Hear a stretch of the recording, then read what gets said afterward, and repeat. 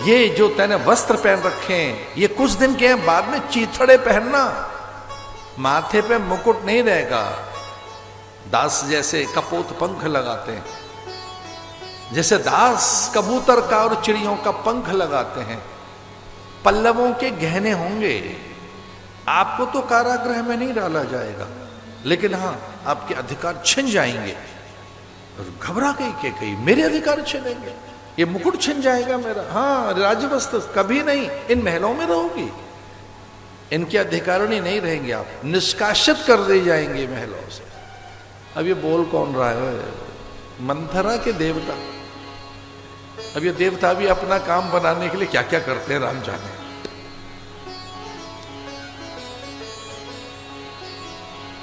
ठीक है, हल्का सा भयभीत हुई। अपना जो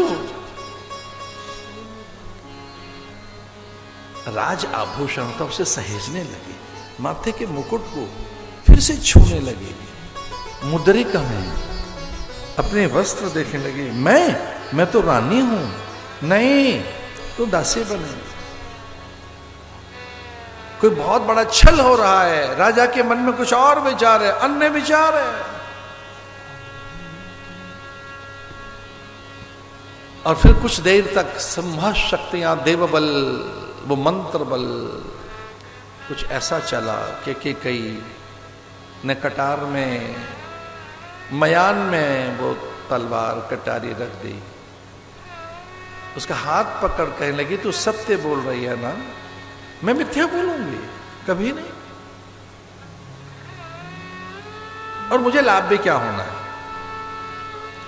मैं तो चेरी ही रहूंगी, मैं तो केवल दासी रहूंगी। कौन रखो हमें कहानी, चेरी छाड़ अब हो कि रानी। मैं तो रानी बनने से रही, और एक बात धीरे से सरका दी कि भरत राजा बने या राम न बने राजा, मैं तो दासी ही रहूंगी।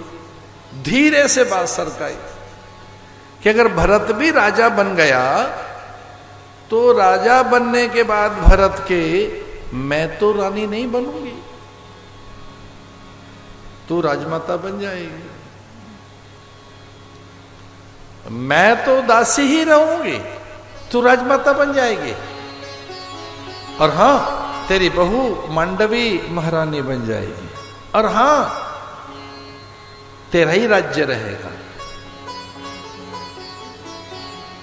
हाथ पकड़ रखा था दासी मंथरा ने कैकेयी का, और ये जिसने हाथ पकड़ रखा था वो हाथ खाली मंथरा का था, उसमें देवताओं की संपूर्ण शक्तियां समाहित थीं, और वो धीरे से कैकेयी में प्रवेश कर गए।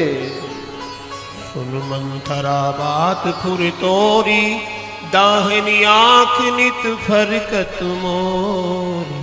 अरे मंथरा तेरा मंतव्य कुछ सच्चा प्रतीत होता है, चूंकि मेरे दक्षिण नेत्र में स्फुरण हो रहा है बहुत दिनों से, अकारण ही मेरे दक्षिण नेत्र में स्फुरण होता है।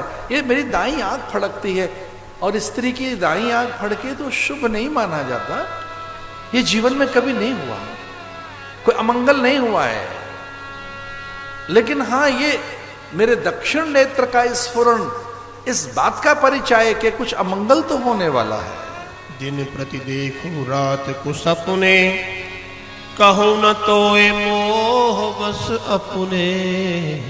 और जो कभी नहीं हुआ वो होने लगा है कुछ दिन से। मुझे दुस्वप्न आने लगे हैं, मुझे इतने भयानक सपने आते हैं कि भरत मुझसे रूठा है, राजा अकारण मुझसे रूठे हुए, पूरी प्रजा मेरी उपेक्षा कर रही है, पूरा संसार ही न जाने क्यों बैरी हो गया है। ये मुझे काफी दिनों से सपने ऐसे आ रहे हैं कि पूरी अयोध्या मुझसे रूठी है, राजा मुझसे मुंह फेर लेते हैं। ये मुझे क्यों नहीं समझ आ रहा है कि भरत बहुत क्रोध में है। मैं सपने में देखती हूं तो भरत मुंह फेर लेता है, राजा मुझे जैसे मानो त्याग रहे हो, पूरी प्रजा जैसे मानो मेरा अपमान कर रही हो, और ऐसा लगता है मैंने कोई अपराध कर दिया हो।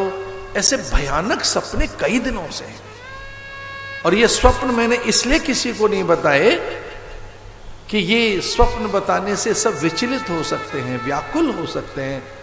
गुरुदेव वशिष्ठ न जाने कौन सा अनुष्ठान बताएं, ऊपरी प्रजा में समाचार जाएंगे मेरे सपने के।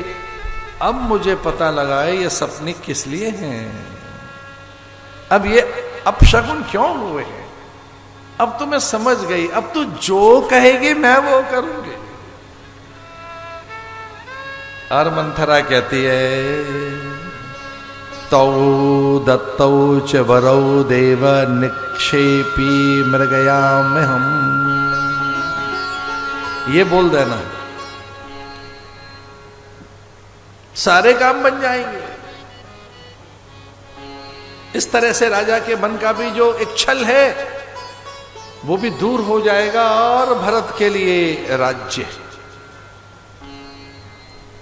कुछ पल के लिए तो सकुचाई, घबराई, कुछ पल के लिए तो भयभीत हुई, लेकिन अगले ही पल जैसे मानो महत देवियों ने उसे साहस दिया और उसे अपने वर याद आ गए कि जब रणांगण में देवासुर संग्राम में दशरथ मूर्छित हो गए थे, तब इसने अपनी कनिष्ठ का रथ का पहिया टूट निकलने वाला था, उसमें फंसाई थी रथ कुंजिका। उसको क्या कहते हैं भाई, चकेल क्या, कुछ ऐसा, रथ के पहियों को स्थिर रखने के लिए एक, कि रथ का पहिया निकल ना जाए।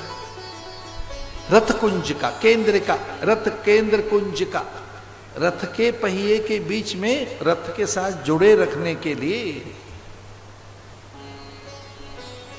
लहूलुहान उंगली हो गई थी, राजा की आंख खुली थी।